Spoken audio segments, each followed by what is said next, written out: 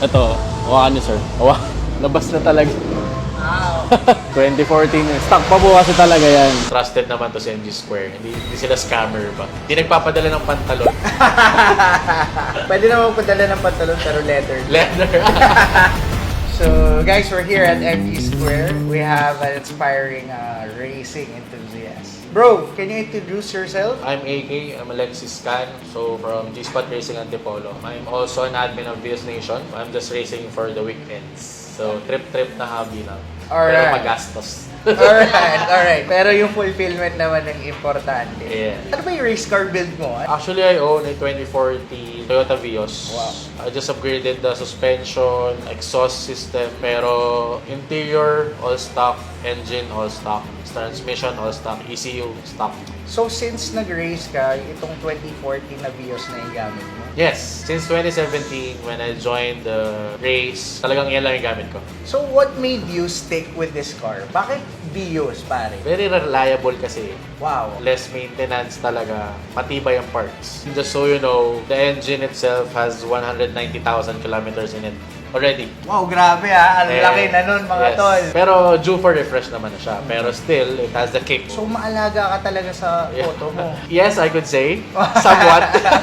Considering na 2014 pa yun ha. Yes. At pinangkakarera mo yan. Hindi Yes. lang yan daily driven. And, I mean, I use it for office, probinsya, long drive. Pinakamalayo yan, Pagudpud, Vigan. Yan. Still, the same car. Wow. So guys, can you just imagine that ginagamit sa karera, tapos sa opisina, ginagamit din. So pagpapasok ka, para kumakarera ka. Actually, pag darating sa office, magpa-park ka lang, nakatingin sila, syempre, maingay naka full exhaust Yung sa gilid. Yeah. So pag lumiliko-liko, ayan. Ito, hawakan niyo, sir. Labas na talaga. Wow. 2014. Stock pa po kasi talaga yan. Hindi ako into ma-aesthetic or maselan na guy. As long as it's functional, Okay. doon ako. At May logo ka ba mismo? wala po actually. Do you wanna us to make something for you? Sure. And also, you want MG Square logo? Yes. We can add that. Dalawa actually ang idea ko eh. Para ang gusto ko, magkaroon ka ng personal logo. Okay, sir. Nakasama yung MG Square. Oh, sure. Kasi sa MG Square, every interior sa amin may story talaga. Mm. Kumbaga, every time na kung ano yung personality ng client, Oh, I wanna see. incorporate that. Interior sa amin is not just interior, it has a story of its own. So, parang, Oh. kaya tinitingnan ko interior, what story can we make inside, Yeah. so we can start with this. Itong intro. Mm. Kaya, Oh, pre, kamusta yun? Pagka sa experience na yun, na parang everyday, pag nakita ko ng mga tao, parang agaw tingin eh. Parang may race car dito ah. Parang gano'n. eventually, parang nagiging proud ka na. Kasi you represent the brands na nakakabit sa'yo.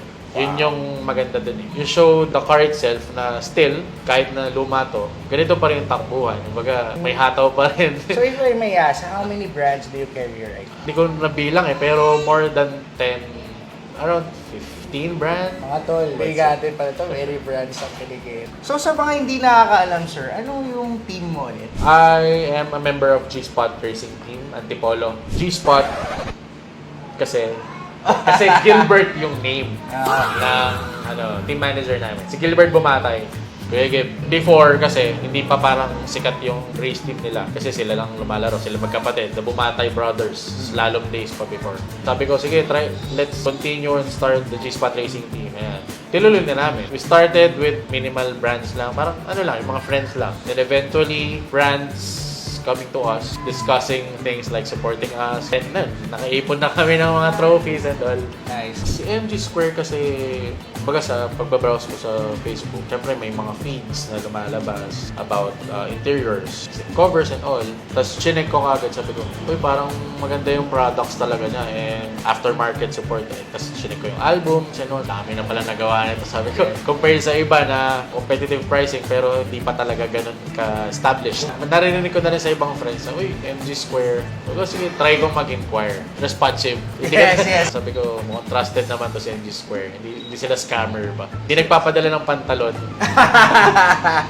Pwede naman padala ng pantalon pero leather. Leather. So, ganun kadalasan yung mga nais ko eh. Pag bukas sila, pantalon, mga lumang damit. So, ganyan ngayon sa market na, sir. Marami Actually, nagbebenta ng affordable. Pero pagdating, presyong 1.5, 2K. 1.5. Yes, nasisilaw kasi sila. Yung mga first-time car owners, marami na kaming nakikita na nagpo-post sa group. Ganon ang nare-receive nila. Online lang nila nakikita. That's sad na parang sa community nagkakaroon ng mga ganun. Yeah. Pero ngayon, sa amin naman sa MG Square, we've been here for almost 4 decades. Yes. And we Good. are really taking care of our brand. Talagang our That's brand good. is our pride. Yes. Dito sa views na gagawin natin, so anong plan mo rito? I'm into racing. I just want a bucket seat Yeah. conversion ng upuan ko. Kasi nga, syempre, that will support me during races para hindi ka mawala sa Yeah. pwesto. Kasi usually, pag kumakarera ako, tinutukod ko yung tuhod ko sa pinto or sa center console. Yung G-force kasi po. So, Correct. will put you out of the seat. Yeah. Will Yeah. throw you out of the seat. So, Tinignan ko ang interior niya, sir. Sabi ko, kumakarera to. Pagkita ko sa upuan niya, stock seat yung upuan niya. Sabi ko, paano ito pag lumili ko? Paano na kinokontrol yun? and nakita niya naman, sir, yung backrest. Oo. Talagang sira na. So sabi niya sa akin kasi, partida daw yun. Ay, grabe na, sir. So guys, take note lang na dito sa MD Square, when we do bucket seats, hindi yan standard.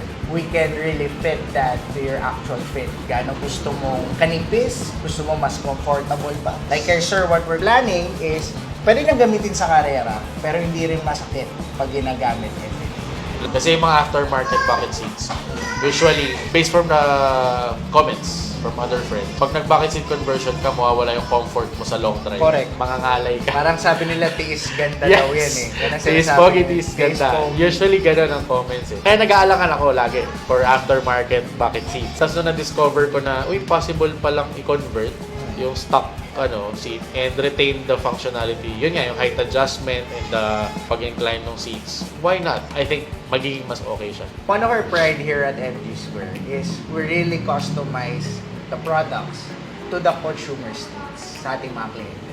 So, hindi ito parang for the standard public. Ang MG Square, we take pride in doing personal seats to our clients' personal needs. So, guys, tingnan yung gagawin natin dito sa bucket seat ni Sir Iggy. So, I'm just curious, what made you decide with the idea na ito yung pangkarera ko, pero ito rin yung pandili ko?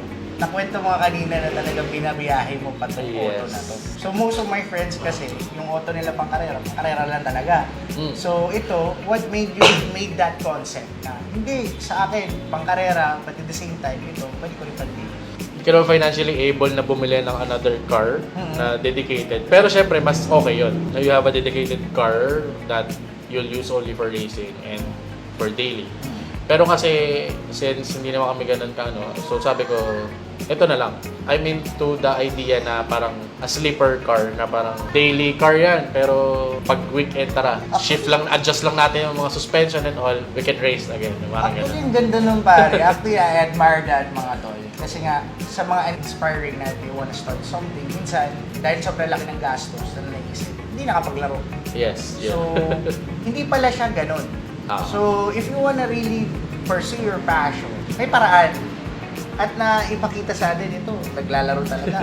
Umaakyat sa podium yan, Oh, guys. yes. Diba?